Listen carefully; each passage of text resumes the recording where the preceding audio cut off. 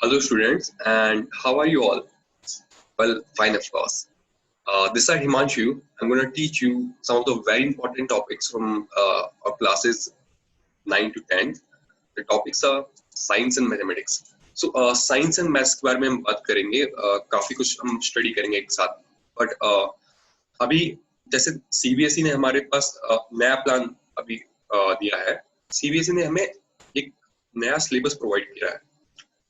कौन सी क्लासेस के लिए? क्लासेस 9 टू 12 के लिए. बट हम तो क्लास 9 से 10 तक ही देखने वाले हैं. ओके, सो हम उसी की बात करेंगे. सो इनिशियली हम स्टार्ट कर रहे हैं क्लास 10 के रिवाइज सिलेबस के साथ. क्लास 10 में हमें सीबीएसई ने रिवाइज सिलेबस प्रोवाइड कराया एंड बहुत सारे टॉपिक्स उन्होंने इसमें से ओमिट कर दिए. बहुत सारे टॉपिक्स रिमूव हो चुके हैं, इरेडिकेट हो चुके हैं. ठीक है, तो जो हमारे लेजी स्टूडेंट्स हैं उनको उन टॉपिक्स पे ज्यादा जोर देने की कोई जरूरत नहीं है. वो चुपचाप उन टॉपिक्स को अपने बुक में से रिमूव कर सकते हैं एंड जो दूसरे इंपॉर्टेंट टॉपिक्स हैं उनको स्टडी कर सकते हैं.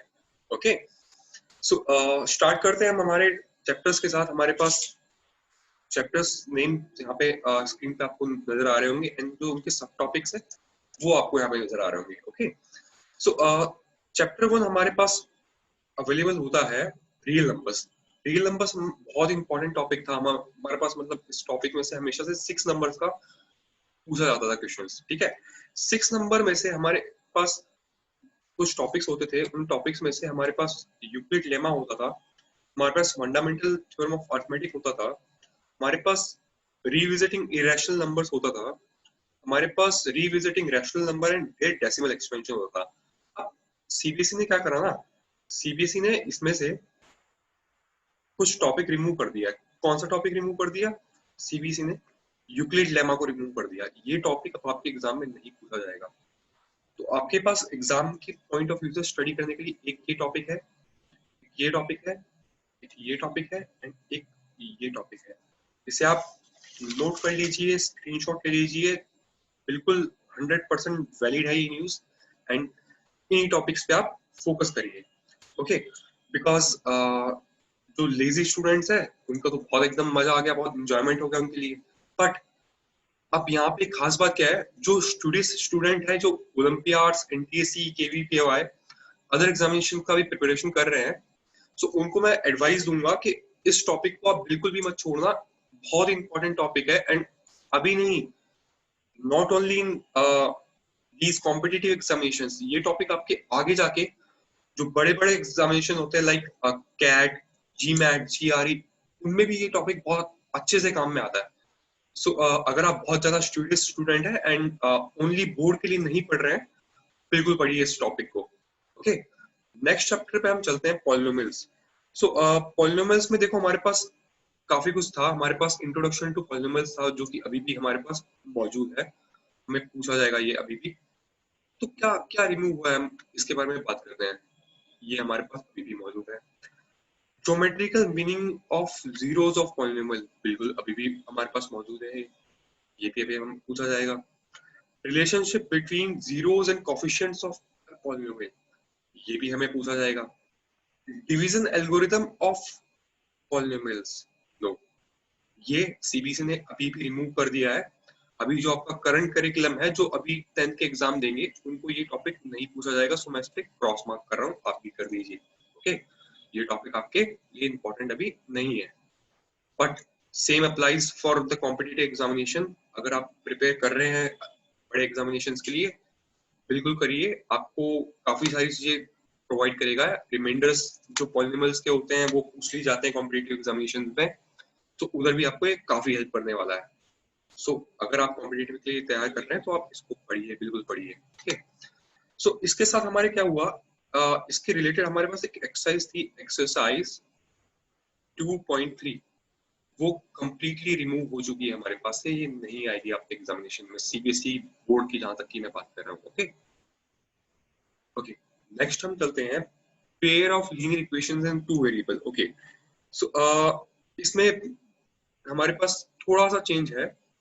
चेंज ये है कि हमारे पास 3.1 अवेलेबल है अभी भी हमारे सिलेबस में, 3.2 भी हमारे पास अवेलेबल है, 3.3 भी अवेलेबल है, ये भी हमारे पास अवेलेबल है, ये भी हमारे पास अवेलेबल है. ओके, अब क्या नहीं आ रहा, ये एक इंपॉर्टेंट चीज है, इसको मैं अलग से नोट डाउन कर देता हूँ।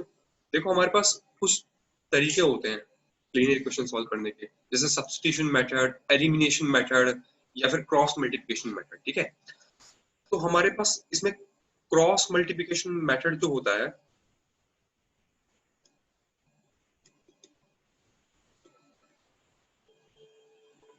ये क्रॉस मल्टीप्लिकेशन मेथड को हम हटा दिए हैं बोर्ड से। ये बिल्कुल भी नहीं पूछा जाएगा आपको, इसको आप बिल्कुल भी प्रिपेयर मत करिए। और कॉम्पिटिटिव के लिए मैं बात करूं तो इतना इंपॉर्टेंट नहीं होता है। हम ज्यादातर जो क्वेश्चंस होते हैं उन्हें एलिमिनेशन या फिर सब्स्टिट्यूशन से ही करते हैं, या फिर कॉम्पिटिटिव में हम एक और चीज का अप्लाई करते हैं, वो होती है वैल्यू पुटिंग। अगर आपको दो इक्वेशंस प्रोवाइडेड है एंड एक अगर एमसीक्यू क्वेश्चंस आपके पास है, तो आप डायरेक्टली जो ऑप्शंस है उसमें से वैल्यूज को क्वेश्चन में पुट करिए एंड आंसर आप डायरेक्ट निकाल सकते हैं। ठीक है, सो ये हमारा चैप्टर 3 का जो रिमूव टॉपिक है वो है cross multiplication method to reduce to solve pair of equation in two way variable. Okay okay, next मैं चलता हूँ quadratic equation. So quadratic equation हमारा बहुत ही इंपॉर्टेंट टॉपिक शुरू से होता है एंड है। सो इसमें जनरली कुछ रिमूव, स्पेशल रिमूव नहीं करा है, बट इसमें आपको जो वर्ड प्रॉब्लम्स थी जो थोड़ी नेचुरल लाइफ से रिलेट होती है उनको रिमूव कर दिया। Word problems remove. Okay, word problems आपको इसमें से इस बार नहीं पूछी जाएगी। सो आप जो जनरल प्रॉब्लम्स होती है, जो इक्वेशन वाली प्रॉब्लम होती है, उस पर फोकस करिए। वर्ड प्रॉब्लम्स पे आप फोकस मत करिए। बट कॉम्पिटिटिव में अगर आप बात कर रहे हैं, कॉम्पिटिटिव में ये पूछा जा सकता है। ठीक है, तो अगर आप कॉम्पिटिटिव के लिए पढ़ रहे हैं तो आप इन वर्ड प्रॉब्लम पे ध्यान जरूर दीजिएगा। एंड इससे भी कुछ हार्ड प्रॉब्लम्स अवेलेबल होती है, तो मैं आपको आगे आने वाले लेक्चर्स में वो भी करवाऊंगा। मैं एक अलग सेक्शन रखूंगा कॉम्पिटिटिव एग्जामिनेशन के लिए अपने चैनल पे। सो उसमें आप ये बिल्कुल सॉल्व कर पाएंगे। ओके ओके, उसके बाद चैप्टर 5 है मेरे पास, अर्थमेटिक प्रोग्रेशन।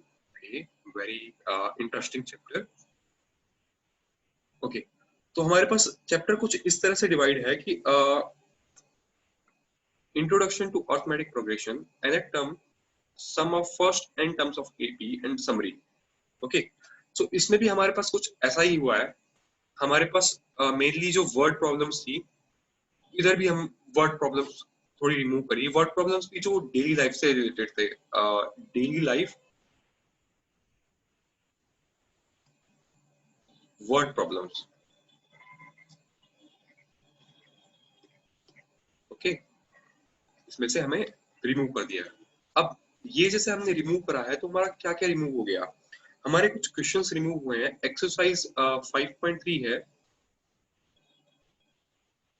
एक्सरसाइज 5.3 में से क्वेश्चन नंबर 15 टू 20 जैसे जो क्वेश्चंस आपको मिलेंगे एनसीईआरटी में या फिर कहीं भी और, वो हमारे पास इधर रिमूव हो चुके हैं। ये हमें नहीं पूछ जाएंगे एग्जाम में। ओके, नेक्स्ट हम चलते हैं ट्राइंगल्स। सो ट्राइंगल्स ऑलवेज मतलब थोड़ा डिफिकल्ट चैप्टर होता है, चाहे हम क्लास 9 की बात कर ले चाहे क्लास 10 की बात कर ले। थोड़ा आपको प्रॉब्लम आती जाती है इस चैप्टर को सॉल्व करने में या फिर इसकी चीजें अप्लाई करने में। ओके, सो हमारे पास टोटल 6 पार्ट, मेजर पार्ट में और 7 समरी में ये चैप्टर डिवाइडेड था। अब इसमें से हमें क्या रिमूव करा गया है। इसमें हमें जो ये area related to similar triangles है, ये वाला जो टॉपिक है 6.5, ये हमारे पास रिमूव कर दिया गया। क्या नहीं आएगा हमारे पास, area related to similar triangles. बाकी होल सिलेबस इसमें वैसा का वैसा है, सिर्फ एक ये छोटा सा पोर्शन रिमूव कर दिया गया है। ओके ओके, सो इसके मार्क्स डिवीजन के बारे में भी हम भी स्टडी करेंगे थोड़ा लास्ट में। मैं आपको इन सबके मार्क्स डिस्ट्रीब्यूशन के बारे में भी इन्फॉर्म कर दूंगा। ओके, नेक्स्ट हम चलते हैं इसमें एक मिनट यहाँ पे हमारे पास पाइथागोरस थ्योरम है। पाइथागोरस थ्योरम अब तो इस बार आ रही है, ठीक है, बट इसमें एक चीज होती है converse of Pythagoras theorem. Okay, converse of Pythagoras. ठीक है, सो ये आपको रिमूव कर दिया गया है, ये आपको भी नहीं पढ़ना। एंड कॉम्पिटिटिव के हिसाब से मैं बात करूँ तो इतना मेजरली इंपॉर्टेंट नहीं है, तो उसके लिए भी आप इसको omit कर सकते हो। ओके, नेक्स्ट हमारे पास है कोऑर्डिनेट ज्योमेट्री। सो कोऑर्डिनेट ज्योमेट्री काफी अच्छा टॉपिक है, काफी इंपॉर्टेंट टॉपिक है। एंड इसमें भी हमारे पास ये जो एरिया ऑफ ट्राइंगल है, इसी को रिमूव करा गया है। बाकी डिस्टेंस फॉर्मूला आपको एग्जाम में देखने को मिलेगा, सेक्शन फॉर्मूला आपको एग्जाम में देखने को मिलेगा। ओके, सो एंड कुछ ग्राफ से रिलेटेड क्वेश्चन इसमें बनते हैं, सो वो भी आपको एग्जाम में देखने को मिल सकते हैं। ओके, सो ये हमारा कोऑर्डिनेट ज्योमेट्री हो गया। नेक्स्ट हम चलते हैं इंट्रोडक्शन टू ट्रिग्नोमेट्री। सो इसमें हमारे पास जो रिडक्शन है सिलेबस में, ट्रिग्नोमेट्रिक रेशियोज, आइडेंटिटीज, ये जो चीजें हैं ये बिल्कुल आपको पूछी जा रही है। इसमें से हमारे पास जो कॉम्प्लीमेंट्री एंगल्स का फंडा होता है, इसे सीबीएसई ने हटा दिया है। ठीक है, कॉम्प्लीमेंट्री एंगल्स हमारे पास कुछ इस तरह से होते हैं, जैसे साइन 90 माइनस थीटा, या फिर cot 90 minus theta, sine 90 minus theta, cot 90 minus theta. तो इस तरह की जो चीजें हैं वो हमारे पास रिमूव कर दी गई है। ठीक है, एंड एक और चीज में रिमूव करी गई है, कई बार क्वेश्चन जो बन जाता था वो कुछ इस तरह से बनता था कि आपको प्रूफ्स पूछ लेते थे, जैसे prove that sine 0 degree equal to 0, या फिर prove that cos 0 degree equal to 1। इस तरह के प्रूफ्स आपको कई बार एग्जाम में पूछ लिए जाते थे। ठीक है, तो अब ये आपके एग्जाम में नहीं आएगा, इसको भी एग्जाम से हटा दिया गया है। Okay, so what we are left here is we are left with trigonometric identities, trigonometric ratio of some specific angles, and trigonometric ratios. Okay, so that PBP, HHB is still very very important for us. That PBP, HHB. Okay, ये हमारी अभी भी trigonometry की जान बनी रहेगी। And जो trigonometric identities है, इनके प्रूफ अभी भी आपको पूछ सकते हैं, जैसे sine square theta plus cos square theta equals to 1, ये अभी भी आपको पूछा जा सकता है। ओके, सो ये हमारा ट्रिग्नोमेट्री का सिलेबस है, बहुत ही इंपॉर्टेंट टॉपिक है ट्रिग्नोमेट्री भी हमारे सिलेबस के अकॉर्डिंगली। हाइट एंड डिस्टेंसेस में से हमारे पास कुछ भी रिमूव नहीं करा गया, ये अभी भी हमारे पास वैसे के वैसे ही है। एंड बहुत इंपॉर्टेंट टॉपिक है हमारे लिए। इसमें से पहले भी एक अच्छा क्वेश्चन आता था, अभी भी एक अच्छा क्वेश्चन आएगा। एंड जो सबसे जो अच्छा क्वेश्चन इस चैप्टर का मुझे लगता है वो जो बैलून वाला क्वेश्चन है, अगर आप एक बार ट्राई करना, अगर आपने पढ़ लिया है,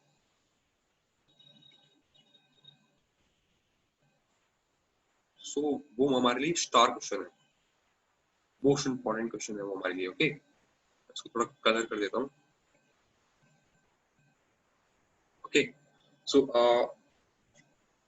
आप बिल्कुल पढ़िए, इस टॉपिक को अच्छे से पढ़िए, कुछ भी रिडक्शन इसमें से हमारे पास नहीं है। ओके, नेक्स्ट हमारे पास आता है सर्कल्स। सो सर्कल्स में हमारे पास कुछ भी चेंज नहीं करा गया है, पूरा का पूरा सेम है, no reduction, and still a very very important topic according to the CBSE as well as the competitive examinations. Okay, okay, next हम चलते हैं कंस्ट्रक्शंस। कंस्ट्रक्शंस में हमारे पास कुछ मूव है, बिल्कुल बिल्कुल, जरूर जरूर, हमारे पास रिडक्शन है। इधर भी रिडक्शन क्या है, इसमें हमारे पास एक ट्राइंगल कंस्ट्रक्शन होता था, ट्राइंगल कंस्ट्रक्शन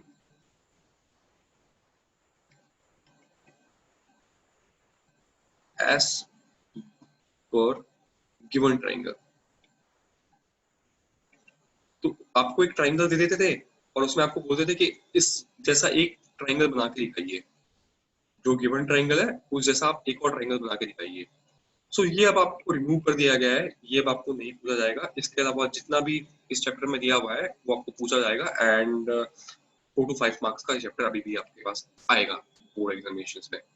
ओके, नेक्स्ट हम चलते हैं areas related to circles. Okay, area related to circles, आपके पास इसमें क्या कोई रिडक्शन है? देखो हमारे पास एक कुछ इस तरह से टॉपिक का डिवीजन है।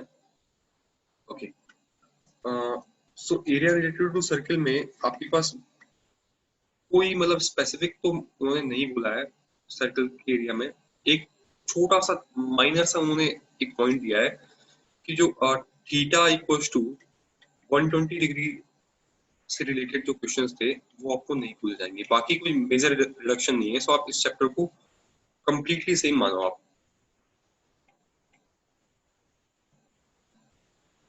कंप्लीटली सेम होल्ड मैं इधर ये पे रहने दो। Completely same, it is approximately same. Okay, so next पे हम चलते हैं। नेक्स्ट हमारा है सरफेस एरिया एंड वॉल्यूम। सो इसमें हमारे पास जो सबसे टफ हमारे पास क्वेश्चन बनता था वो बनता था हमारे पास frustum of a cone. Okay, frustum of a cone के जो क्वेश्चन थे हमारे पास, कोन, ये पूरा क्वेश्चन हमारे पास में से रिमूव कर दिया गया है। ये हमारे एग्जामिनेशन में नहीं पूछा जाएगा, बाकी जितने भी कंसेप्ट है, जितने भी टॉपिक्स है इसमें सब पूछे जाएंगे। ओके, सो इस पोर्शन को हम यहाँ पे देख सकते हैं, ये हमारे पास इधर रिमूव कर दिया गया है। और इस चैप्टर में हमारे पास अगर इसको हमने रिमूव कर दिया है तो एक्सरसाइज नंबर 13.4 पूरी कट हो गई हमारे लिए। ओके, ये एक्सरसाइज हमारे पास एग्जिस्ट नहीं करती है, बट अगर आप कॉम्पिटिटिव के लिए तैयार कर रहे हैं तो बहुत ही अच्छी एक्सरसाइज है, बिल्कुल इसको प्रिपेयर करिए, अच्छे से प्रिपेयर करिए, बिकॉज 1 से 2 क्वेश्चन कॉम्पिटिटिव एग्जाम में इसमें पूछे जाते हैं, पूछे जाते आए हैं एंड जाते जाएंगे। 100% इसका क्वेश्चन बनता ही बनता है। ओके, सो अगर आप कॉम्पिटिटिव के लिए प्रिपेयर कर रहे हैं तो आप इस टॉपिक को बिल्कुल भी मत छोड़िएगा। एंड अगर आप सीबीएसई सिर्फ और सिर्फ बोर्ड के लिए प्रिपेयर कर रहे हैं सो बिल्कुल आप इसको रिमूव कर सकते हैं, इस एक्सरसाइज को भी रिमूव कर सकते हैं एंड इस चैप्टर में से आप फुल मार्क्स भी ला सकते हैं। ओके, सो बिल्कुल एकदम निश्चिंत रहिए और इसको आप रिमूव कर दीजिए। नेक्स्ट हम चलते हैं स्टैटिस्टिक्स पे। सो क्या हमारे पास रिमूव हो सकता है, इसमें क्या टफ होता था, मतलब हमारे पास कुछ चीजें इसमें टफ होती थी। वो जो चीजें थी वो कुछ इस तरह से थी कि अगर मैं इनकी बात करूं, ये कुछ इस तरह से टॉपिक का डिवीजन है। ठीक है, ये आपको अभी भी पूछा जाएगा, ये आपको अभी भी पूछा जाएगा, ये आपको अभी भी पूछा जाएगा, but graphical representation of cumulative frequency distribution ये आपको रिमूव कर दिया गया है पूरी तरह से। ठीक है, जो ओजीव ग्राफ्स होते हैं वो रिमूव हो गए हैं आपके पास पूरी तरह से। सो बहुत ही बाउंड्री मिल गई आप लोगों को तो, है ना। ठीक है, और एक और बाउंड्री बताता हूँ इसमें, देखो इसका एक थोड़ा टिपिकल तरीका होता था स्टेप डेविएशन मेथड।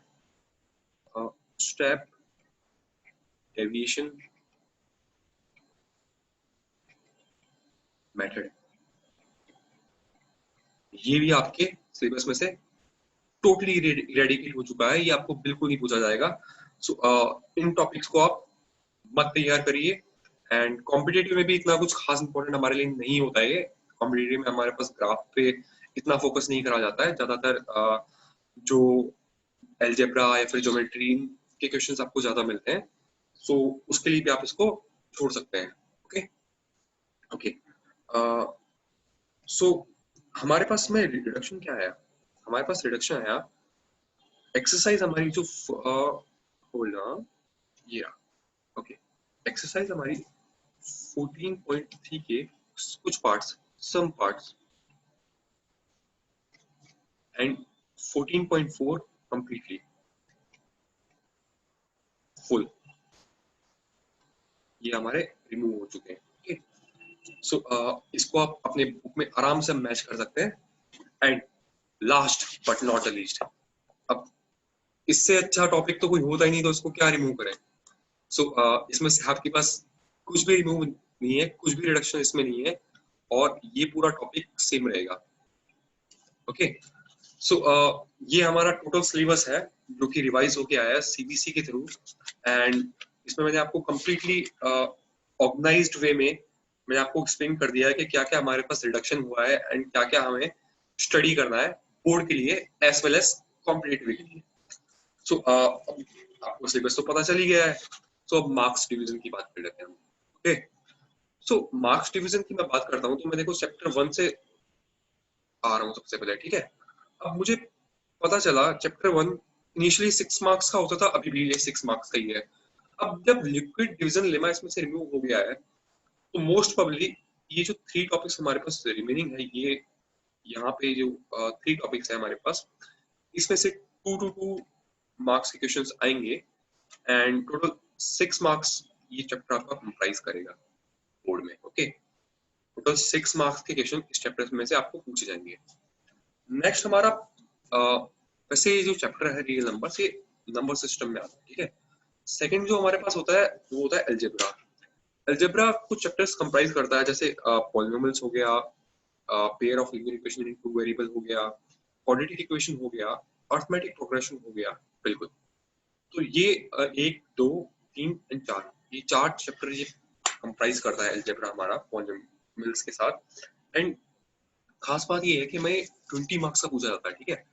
अब 20 मार्क्स का पूछा जाता है तो 20 मार्क्स में से जो डिवीजन जो नॉर्मली बनता है सीबीएसई के जो पास्ट पेपर्स है उनको देख के जो डिवीजन बनता है, सो क्वाड्रेटिक इक्वेशन में आपको 4 मार्क्स का मोस्ट पब्लिक देखने को मिलेगा ये chapter, 4 marks. Pair of linear equation two variable most probably आपको सेम 4 to 6 मार्क्स का देखने को मिलेगा। 4 to 6 मार्क्स का आपने क्वाड्रेटिक इक्वेशन आपको 100% 6 मार्क्स का तो देखने को मिलेगा ही मिलेगा। ओके, एंड पॉलिनोमियल्स हमारा जो चैप्टर है उसमें से भले ही हमारा डिवीजन एल्गोरिथम हट गया हो, बट फिर भी इसमें से काफी अच्छे क्वेश्चंस बनते हैं। सो ये आपको 6 to 8 मार्क्स का देखने को मिलेगा ही मिलेगा। सो ये आपके जो 4 चैप्टर है अलजेब्रा के 20 मार्क्स कंप्राइज करेंगे। एंड बहुत ही इजीली आप अगर स्टडी करेंगे मेरे साथ तो मैं आपको बताऊंगा कि कौन कौन सी चीजें आपको एकदम इजीली मार्क्स दिला सकती है सब्जेक्ट्स में। ओके ओके, ट्राइंगल्स की मैं अगर बात करूं तो जो ये ट्राइंगल्स है हमारा, उससे पहले हमारे पास एक चैप्टर है कोऑर्डिनेट ज्योमेट्री जो हमारा सोली जो ये चैप्टर है ये कंप्राइज करता है 6 मार्क्स का, ठीक है। अगर ये चैप्टर मेरा 6 मार्क्स का है, ये चैप्टर मेरा 6 मार्क्स का है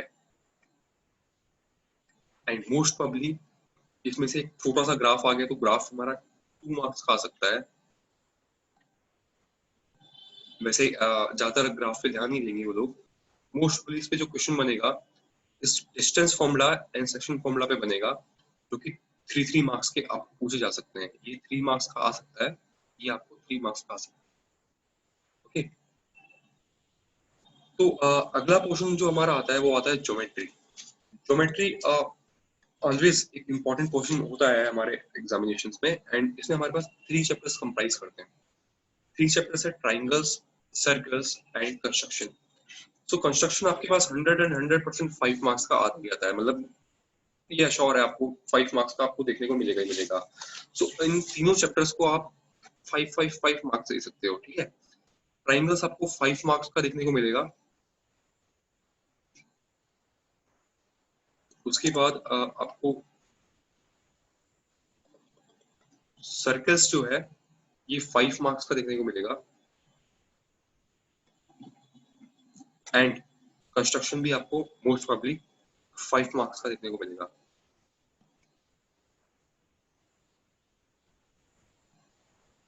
ओके,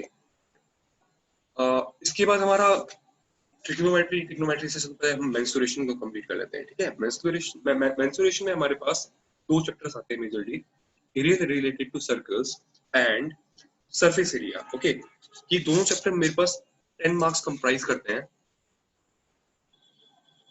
सो पैटर्न जो इसमें देखा जाता है वो या तो 5 रहता है या फिर 6 4 रहता है। तो या तो ये 5 मार्क्स का आएगा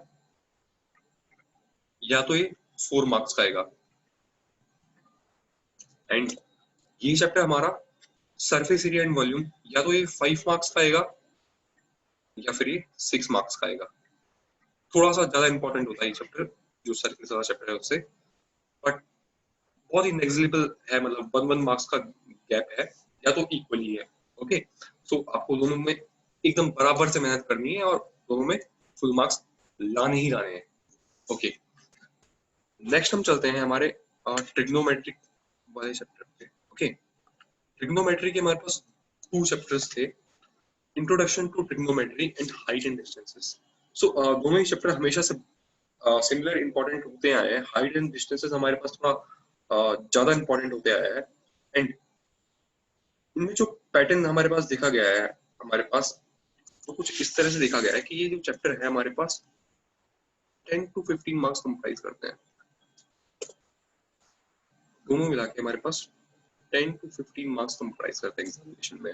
अब जो जनरल पैटर्न है, जनरल पैटर्न में हमारे पास इन दोनों में से हम प्रेडिक्ट फुली नहीं कर सकते, बट ये रहता है कि इस चैप्टर में से आपको 6 मार्क्स का या फिर 8 मार्क्स का, 6 to 8 मार्क्स आपको पूछा जाता है। एंड इस चैप्टर में भी आपको 7 to 10 मार्क्स पूछा जाता है, क्योंकि इसमें कई बार आपको वन लाइनर भी प्रोवाइड कर देते हैं। जो 1 मार्क्स क्वेश्चन होते हैं, वन लाइनर होते हैं, वो आपको इसमें से इनिशियली प्रोवाइड कर देते हैं। दैट जैसे state the value of sin 45 degree, state the value of tan 45 degree, state the value of tan 60 degree. तो ऐसे कुछ वन लाइनर्स हैं जो आपको इसमें इन चैप्टर्स में से 2-2, 3-3 मिल जाते हैं। ठीक है, सो अच्छे से हम पढ़ेंगे इन चैप्टर्स को एंड कोशिश करेंगे इनमें हम फुल मार्क्स ला पाए। देन हमारे पास लास्ट होता है stats and probability. Stats and probability वही हमारे पास सेम हर बार की तरह 11 मार्क्स कंप्राइज करेंगे चैप्टर हमारे। 11 में से स्टैट्स को थोड़ा ज्यादा भार दिया जाता है एंड 6 मार्क्स, 6 to 7 मार्क्स हमारे पास स्टैट्स पूछा जाता है। वहीं मैं इसकी प्रोबेबिलिटी की बात करूं तो ये 4 to 5 मार्क्स की पूछी जाती है। Okay, so this was our introduction towards the revised syllabus of CBSE and बहुत ही जल्द हम स्टडी भी चालू करेंगे। आपके पास मैं हर एक चैप्टर का एक अच्छा वीडियो लेके आऊंगा एंड हम ट्राई करेंगे कि हम एक्सेल कर पाए इस बार बोर्ड एग्जामिनेशन को एंड अदर कॉम्पिटिटिव एग्जामिनेशंस को। एंड जैसा कि मैं आपको बताया, कॉम्पिटिटिव के लिए मैं एक अलग से सेक्शन क्रिएट करूंगा। सो अगर आप बोर्ड के लिए प्रिपेयर कर रहे हैं तो आपकी जो स्टडी है स्पेसिफाइड रहेगी बोर्ड वे में, एंड आप अगर कॉम्पिटिटिव के लिए प्रिपेयर कर रहे हैं तो आपको उनके लिए अलग से थोड़े वीडियोस देखने को मिलेंगे। Okay, so I wish you all the best for your studies. अब टाइम आने वाला है एग्जामिनेशंस का भी, सो हमें बहुत ही कुछ चीजों पे फोकस करना है। First thing study, second thing only go out if it's essential. Okay, don't go out, stay safe and enjoy your days, as every day is a holiday nowadays. Okay, so bye bye.